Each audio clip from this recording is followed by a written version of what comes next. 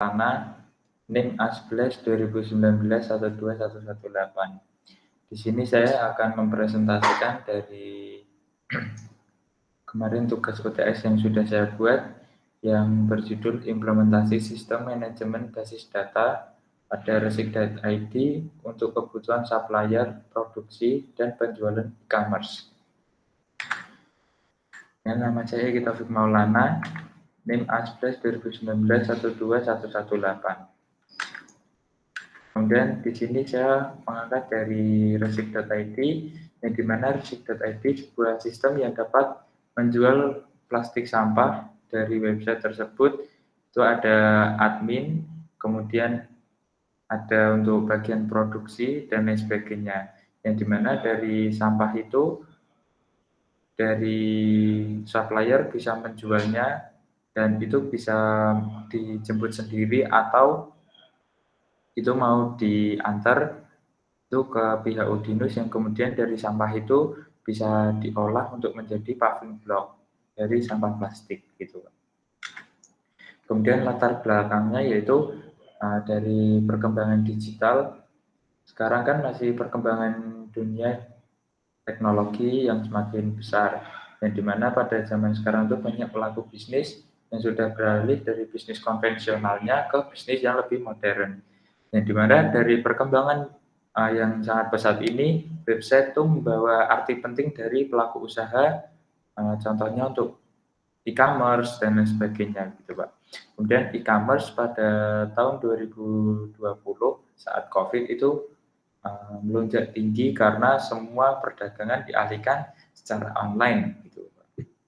Kemudian untuk rumusan masalahnya sendiri di sini saya ada dua, yang dimana yang pertama ada bagaimana membuat model database untuk kebutuhan supplier, produksi, dan penjualan e-commerce pada website resik.id. Kemudian yang kedua, bagaimanakah agar informasi yang ada di database dapat diakses oleh pengguna. Kemudian tujuan dari rumusan masalah tadi yaitu untuk mengetahui dan dapat menganalisis model basis data untuk kebutuhan supplier, produksi, dan penjualan e-commerce pada website resik.id. Kemudian yang kedua, membuat sistem agar informasi yang terdapat pada database dapat digunakan oleh pengguna. Kemudian ini untuk diagram use case-nya Pak, yang dimana ini ada sekitar 7 user, yang dimana masing-masing user itu memiliki role-nya masing-masing. Yang ini sebagai contoh super admin, yang dimana super admin itu dapat mengakses semua data yang ada di website. Kemudian untuk admin e-commerce itu dia dapat mengakses untuk tambah produk, kemudian dan permintaan beli paving. Kemudian untuk admin produksi, dia hanya bisa melakukan untuk produksi paving, kemudian melihat stok dari material, stok material itu misalkan bisa untuk tambah stok, kemudian bisa untuk lihat mutasi dari stok, kemudian lihat dari stok pavingnya.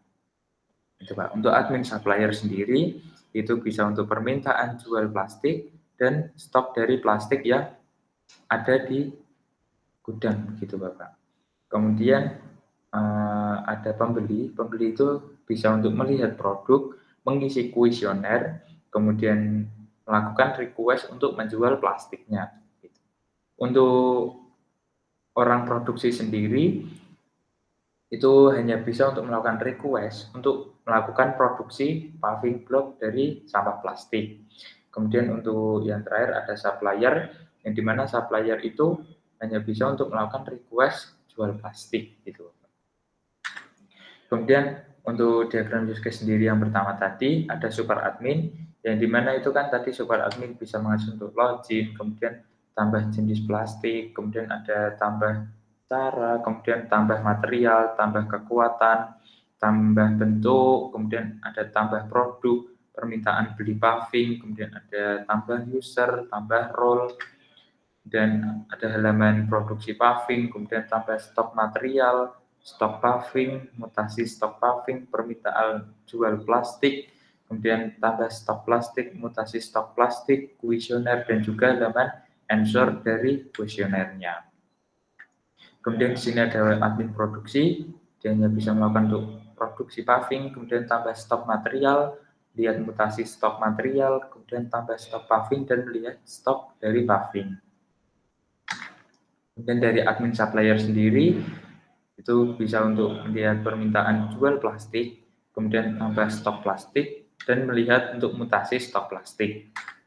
Untuk pembeli sendiri, itu bisa melihat di landing page, yang dimana dia bisa melihat dari produk-produk yang ditawarkan oleh resik.id, kemudian bisa mengisi kuesioner, kemudian bisa untuk mengisi request jual plastik.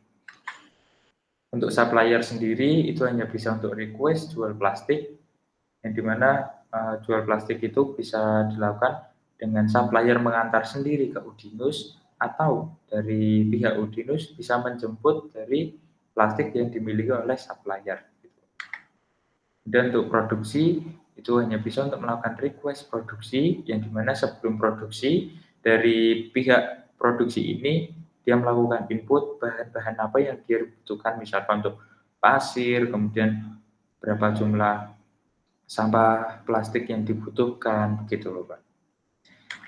Kemudian ini untuk desain interface dari jual plastik, yang dimana ini ada dashboard, kemudian dashboard ini dia bisa menyebutkan untuk nama, kemudian jenis kelamin, jenis plastik, range beratnya itu ada berapa kilo, kemudian cara terima itu misalkan diantar atau dijemput, kemudian alamat permintaan, kemudian mengisi untuk tanggal dari penjemputan, kemudian ini untuk lokasi. Dan lokasi sendiri, latitude dan longitude ini hanya cukup supplier atau pembeli itu klik dari maps-nya, dan latitude dan longitude bisa langsung terisi ya Pak.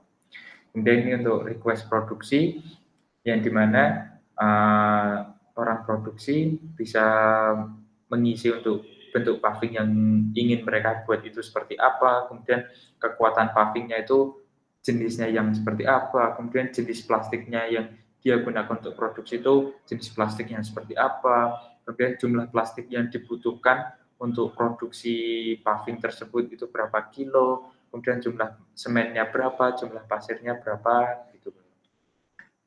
Kemudian untuk jenis plastik, yang dimana di sini ada jenis-jenis plastik yang bisa dijual di Udinus. Yang sebagai contoh ini ada dua, yaitu ada plastik bening dan juga plastik krestek, dan juga ini bisa ditambahkan untuk jenis-jenis plastiknya. Kemudian untuk penerimaan jual plastik, yang dimana untuk penerimaan sendiri itu ada dua jenis, yang pertama ada dijemput dan juga pengantar sendiri. Kemudian jika ingin ditambahkan lagi, bisa menambahkan untuk caranya. Kemudian untuk material produksi, ini bisa ditambahkan di halaman ini juga, Bapak. Jadi untuk materialnya misalkan seperti semen, pasir, dan lain sebagainya. Kemudian untuk kekuatan paving, misalkan ini untuk ukuran kekuatan K200, K300, K400, dan lain sebagainya. Kemudian untuk bentuk-bentuk paving, misalkan ada paving blok rumput, paving blok bata, dan ada paving blok cacing, dan sebagainya. Dan ini bentuk-bentuk paving ini bisa ditambahkan sesuai dengan yang akan diproduksi. Kemudian untuk halaman produk sendiri, yang dimana ini ada produk-produk yang ditawarkan di landing page dan kita atur di bagian adminnya gitu. Ini untuk user yang login di sistem kami itu siapa aja gitu, dan kita bisa mengontrol itu semua. Dan untuk role ini misalkan ada super admin, supplier, dan lain sebagainya. Kemudian untuk data produksi paving, misal ini ada kode produksinya, kemudian bentuk paving yang dibuat itu bentuk paving apa, kemudian kekuatan yang dimiliki paving tersebut itu seperti apa, kemudian dan jumlah paving yang diproduksi itu berapa banyak. Kemudian ini untuk stok material, misalkan ini untuk menambah stok misalkan kita baru kulakan pasir, itu misalkan berapa, kemudian di sini bisa terlihat untuk mutasi stok pasirnya. Kemudian ini untuk stok pavingnya, misalkan ini ada paving blok rumput, kita memiliki berapa stok, kemudian ini juga bisa untuk menambahkan stok pavingnya. Kemudian di sini ada data untuk jual plastik, Misalkan ini ada username-nya siapa, kemudian jenis plastiknya itu yang mereka jual itu apa, kemudian cara terimanya itu misalkan dari supplier atau pembeli itu mengantar sendiri ke Udinus atau plastik tersebut dijemput, kemudian jumlahnya itu ada berapa kilo, kemudian alamat dari supplier itu di mana, kemudian statusnya itu apakah sudah dikonfirmasi atau sedang proses atau sudah diterima dan sebagainya itu Bapak. Dan ini untuk stok plastiknya hampir sama dengan stok dan mutasi yang lain sebagainya yang tadi. Kemudian data responden itu misalkan ini ada tipe-tipe respondennya, misalkan ini untuk nama, kemudian ini untuk jenis respondennya apa, dan pertanyaannya itu apa. Ini digunakan untuk mengisi dari pertanyaan-pertanyaan yang ada di kuesioner.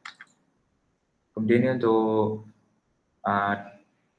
interface dari answer, jadi kita ada 3 jenis responden, itu ada rumah tangga, ada pengepul, ada pemulung, yang dimana itu kita bisa lihat dari jumlah yang ngisi kuesioner itu ada berapa, dan kita bisa lihat detail dari jawabannya. Gitu.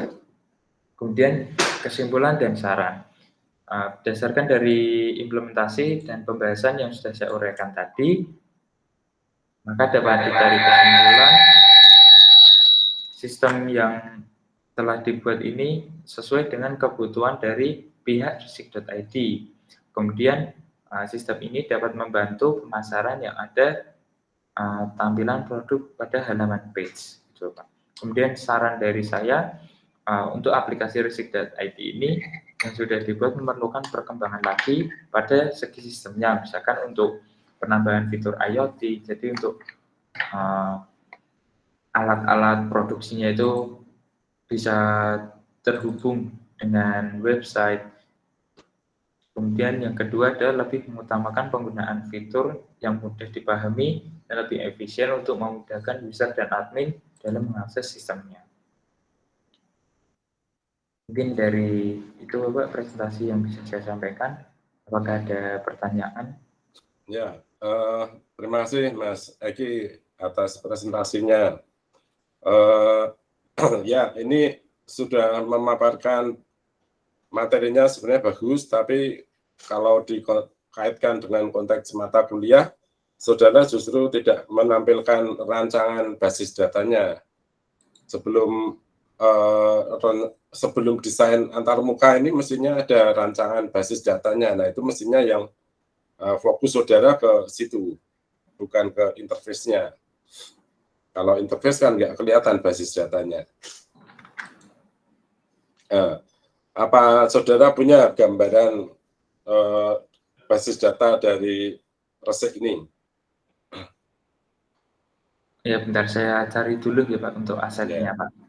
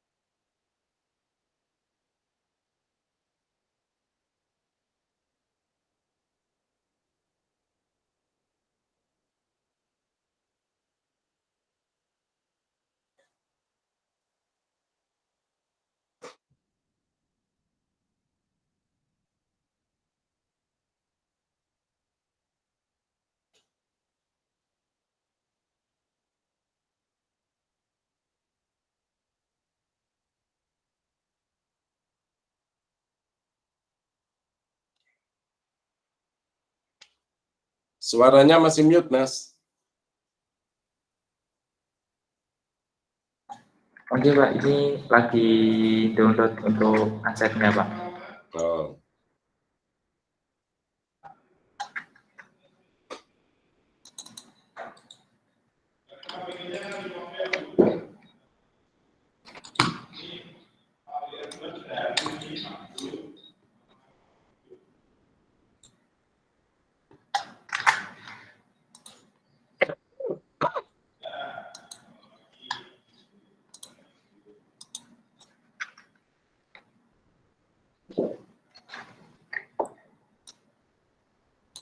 Apakah share screen saya sudah terlihat, Pak?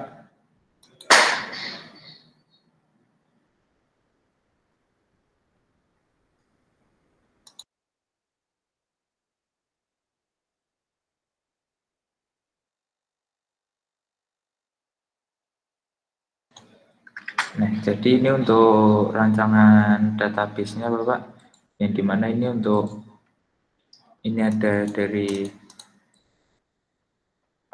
kuesionernya, kemudian ini untuk question answer type-nya, kemudian untuk question answer-nya, jadi ini untuk jawaban dari kuesionernya, kemudian ini untuk pilihannya, ini untuk master dari kuesioner, kemudian ini untuk user jenisnya, misalkan untuk aksesnya apa, misalkan untuk super admin, supplier, admin produksi, dan lain sebagainya. Kemudian untuk usernya, dia menyebutkan untuk username, sandi, dan juga nama. Kemudian untuk plastik terima caranya, tadi misalkan untuk diantar atau dijemput. Kemudian untuk plastiknya yang masuk itu bisa kita lihat dari mutasi, kemudian untuk statusnya yang masuk, apakah status dari plastik tersebut masih dalam proses, kemudian atau sudah dijemput gitu Bapak. Kemudian untuk jenis-jenis plastiknya, database untuk jenis plastiknya, kemudian untuk mutasi dari plastik, ini kita bisa lihat dari ID user, ID jenis plastiknya, kemudian transaksi dan jumlah transaksi. Kemudian di sini ada plastik keluar cara ini untuk mutasi dari plastiknya, yang dimana ini misalkan nama keluarnya itu apa. Kemudian di sini juga berrelasi dengan plastik keluar ini. Nah, ini ada caranya, kemudian jumlah keluarnya itu berapa dan jenis plastiknya itu apa. Kemudian di sini kita juga bisa lihat dari stok plastiknya. Kemudian ini untuk produksi plastiknya setelah dipakai. Kemudian untuk produksi dari kebutuhan. Di sini untuk produksi material yang dipakai. Ini ada jenis dari materialnya itu apa. Kemudian jumlah yang terpakai itu berapa dan apa aja gitu Bapak. Kemudian untuk stok dari pavingnya, ini ada jumlah dari stok paving, kemudian ini untuk ID dari bentuk pavingnya. Kemudian di sini ada produksi dari hasil yang sudah diproduksi, ini ada berapa kebutuhannya, kemudian jumlah dari paving yang diproduksi itu berapa, kemudian ini ada material dari jenisnya itu ada nama jenis materialnya itu apa, misalkan tadi untuk semen, ada pasir, dan lain sebagainya. Ini ada paving bentuk, ini ada jenis-jenis dari bentuk paving, misalkan tadi bentuk cacing, kemudian ada bentuk untuk paving blok yang biasa, dan lain sebagainya. Di sini juga ada paving jenis-jenis dari pavingnya. Kurang lebih ini untuk gambaran dari database-nya, Pak. Ya, kalau saya lihat di semua tabel itu kan ada create dan timestamp, create sama update timestamp ya. Untuk apa itu? Create dan update timestamp itu digunakan ketika kita menginputkan data, kita membuat atau menambah data, itu akan masuk di dalam create. Jadi itu auto ke input gitu Bapak. Dan ketika kita update, melakukan update, itu akan masuk ke halaman update time ini Pak. Gitu. Ya, ya ini menjadi lebih komplit karena yang sebenarnya harus saudara tampilkan rancangan tabel ini yang bisa dibahas detail. Ya, saya beri kesempatan pada yang lain untuk bertanya, silakan. Ada Vicky, ada Hamid, ada Labib nih, silakan.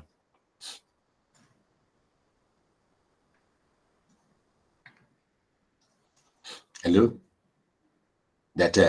Wedi nek ditakoni. Saya tidak ada yang lain, Oke, Pak. Mas Ekis, terima kasih atas presentasinya. Kita lanjutkan. Yang lain adalah Mas Sopoiki, Labib ya. Iya Pak, Labi Pak. Ya, silakan Mas Labib.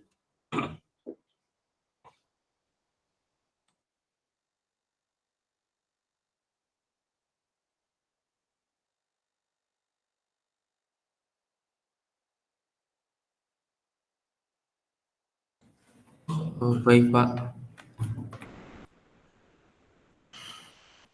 izin share screen ya Pak. Silakan.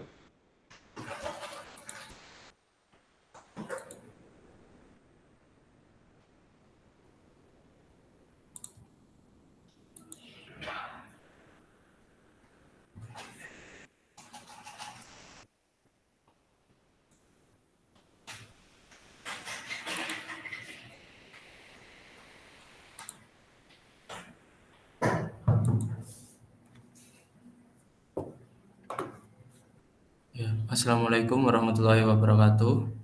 Perkenalkan, nama saya Labib Hanafi Al-Khair dengan NIM A11 2019 12109. Di sini saya akan mempresentasikan hasil karya ilmiah saya yang berjudul Perancangan Sistem Basis Data pada Aplikasi Sistem Pencatatan Inventaris Kantor.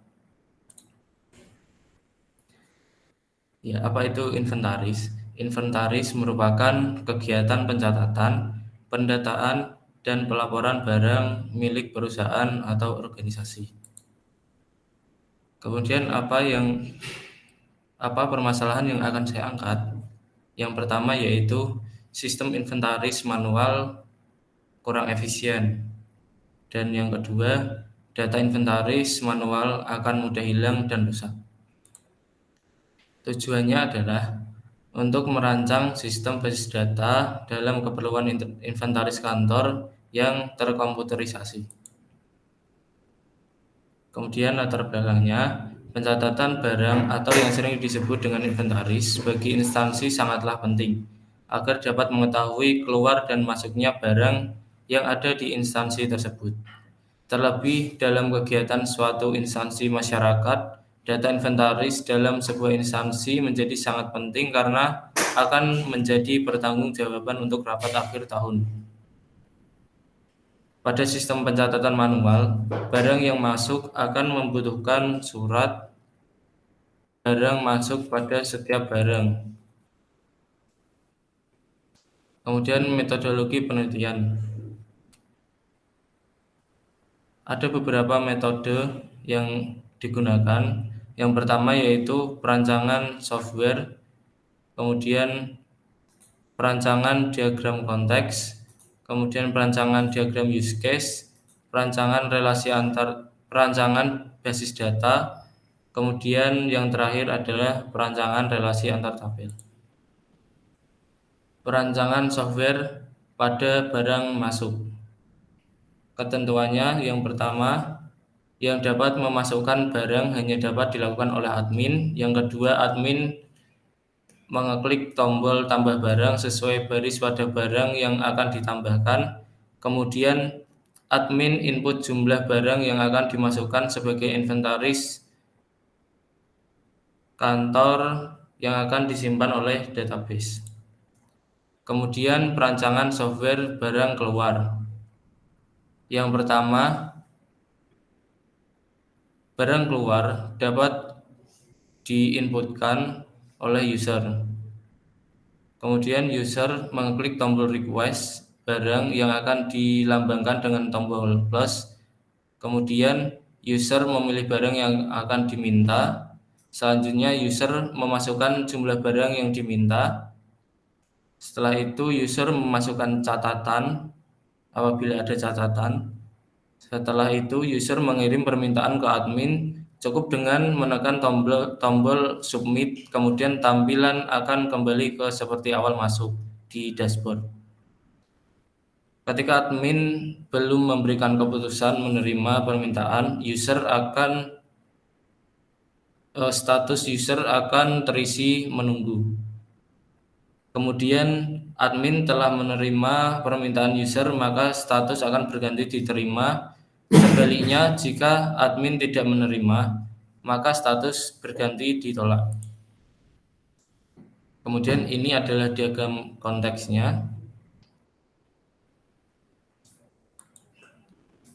Selanjutnya perancangan diagram use case. Yang pertama adalah admin memasukkan dan menyimpan data barang pada proses 1 seperti nama barang selanjutnya akan disimpan pada tabel barang. Admin memasukkan dan menyimpan data-data jumlah barang pada proses 2 selanjutnya akan disimpan pada tabel barang stok. Kemudian untuk user memasukkan jumlah permintaan barang kepada admin pada proses 3 selanjutnya akan muncul pada halaman request milik admin. Admin memverifikasi permintaan barang dari user barang apakah akan diterima atau ditolak. Selanjutnya akan disimpan pada tabel barang stok. Dan ini adalah perancangan basis data. Perancangan basis data menggunakan DBMS MySQL Workbench dengan tabel sebagai berikut. Yang pertama adalah tabel barang, yang kedua adalah tabel barang stok, kemudian tabel request, tabel mutasi, kemudian tabel request status, dan yang terakhir tabel user. Kemudian relasi antar tabel.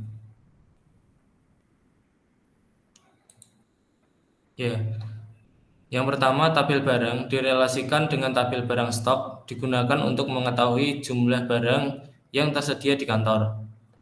Kemudian tabel barang stok direlasikan dengan tabel mutasi digunakan untuk mengetahui jenis transaksi yang berjalan. Jika transaksi menambah, maka jumlah stok yang akan bertambah sesuai ID barang yang terhubung. Yang ketiga, tabel user direlasikan dengan tabel request digunakan untuk mengetahui siapa yang meminta barang sesuai ID usernya. Yang keempat, tabel request direlasikan dengan tabel barang digunakan untuk mengetahui barang yang direquest berdasarkan ID barang. Yang terakhir, tabel request status direlasikan dengan tabel request digunakan untuk mengetahui jenis request apakah diterima atau tidak. Apakah ada pertanyaan? Desain tabelnya tidak ada, Mas? Seperti Bagaimana, Mas Eki Pak? tadi. Gambaran tabel seperti Mas Eki tadi tidak ada. Oh, cuma narasi dong. Oh, presentasi aplikasinya, Pak? Enggak, tabelnya. Desain tabelnya. Oh, ini, Pak. Nah, ya, coba kamu jelaskan itu. Tadi sudah dijelaskan di PPT, Bapak.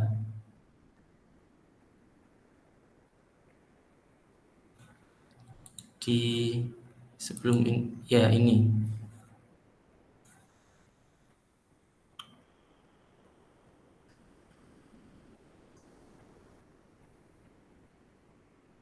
Dan penjelasannya yang ini.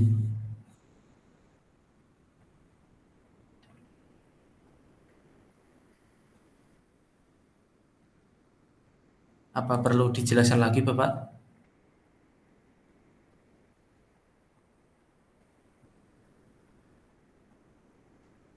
Ini rancangannya hasilnya nanti berbasis mobile atau PC? Berbasis web biasa ya? Website aplikasi, Pak. Oke. Ya. Apakah harus dipraktekkan aplikasinya, Bapak? Enggak usah. Enggak sampai ke situ, Mas. Kalau bicara tentang database itu ya cuma sampai di sini ini sebenarnya. Desain IO-nya pun tidak, hanya nanti kalau mau pertanyaan yang lebih detail tentang rancangan basis data, maka setiap tabel ini harus diuji. Setiap tabel yang muncul harus diuji apakah dia sudah memenuhi normal tertentu. Kalau tidak, ya dijelaskan alasannya apa.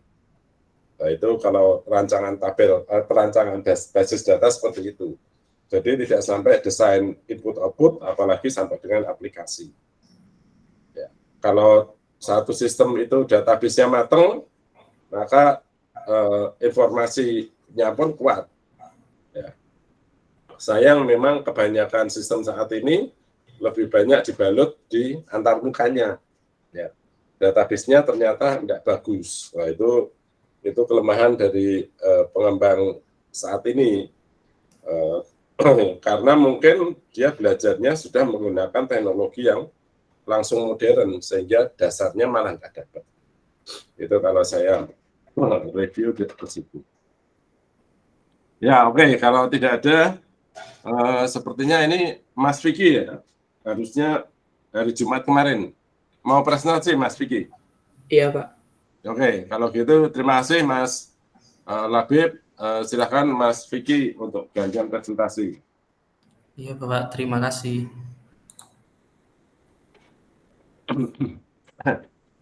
Izin share screen Pak. Ya.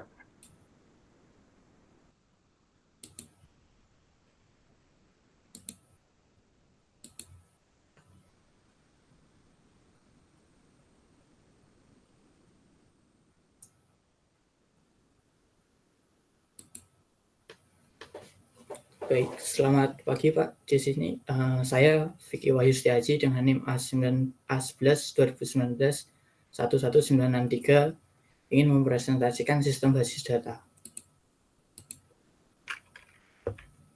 Sistem basis data merupakan sistem yang dapat mengelola sebuah data dengan menggunakan komputer untuk menyimpan atau merekam serta memelihara data operasional lengkap sebuah organisasi atau perusahaan, sehingga mampu untuk menyediakan informasi yang optimal yang nantinya bisa dipakai dalam pengambilan keputusan. Basis data atau database merupakan sebuah kumpulan data yang terorganisasi dan dihubungkan satu sama lain untuk memudahkan dalam pencarian informasi. Pemanfaatan dan pengolahan basis data yang baik dapat membantu dalam berbagai hal dalam kehidupan sehari-hari. Salah satu pemanfaatan basis data yaitu pada perusahaan retail. Dengan adanya basis data dapat memudahkan kasir untuk bekerja lebih cepat untuk mencari jumlah dan harga barang. Jenis-jenis database. Pertama, operational database. Database ini dapat menyimpan data dengan rinci agar dapat dioperasikan dari seluruh organisasi. Dua, relational database. Jenis ini sangat populer karena user dapat mengakses atau mencari informasi dalam tabel yang berbeda-beda. Query yang digunakan juga melibatkan beberapa tabel karena fungsi relasi. Distribute database. Database ini dapat mendistribusikan data-data secara tersebar, namun saling berhubungan serta dapat diakses secara bersama-sama. External database. Database ini mampu menyediakan akses ke dalam eksternal. Data yang disimpan nantinya akan digunakan untuk keperluan komersial. Sekian presentasi saya, Pak. Terima kasih. Lancarnya mana Mas kalau nggak ada? Nggak ada, Pak. Soalnya di laporan saya kan bahasnya juga tentang materi sistem basis data. Oh, cuman materinya aja, tidak implementasinya. Iya. Oh, ya. Nah, kalau yang saudara presentasikan itu sebenarnya kan juga sudah ada dalam teori saya itu. Iya, Pak. Iya. Ya, nah rugi kalau kamu tidak punya nilai tambah gitu. Minimal kalau saudara mau membahas tentang basis data terbaru, misalkan tentang NoSQL misalkan ya, Mongo, nah, itu kan satu sistem yang relatif baru dan saat ini banyak yang menggunakan. Nah ini akan lebih mempunyai manfaat juga untuk saudara. Gitu. Tapi ya sudah nggak apa-apa. Oke. Baik. Tidak ada yang ditanyakan nih mesti ya, karena simpel sederhana. Oke. Kalau tidak ada, ya saya akhiri pertemuan pada pagi hari ini. Kita akan ketemu lagi besok ya. Untuk yang belum presentasi, diantaranya Mas Sarji dan Mas Rahmat Wahyu ya. Oke, gitu saja. Terima kasih atas perhatiannya, terima kasih atas kesertaannya.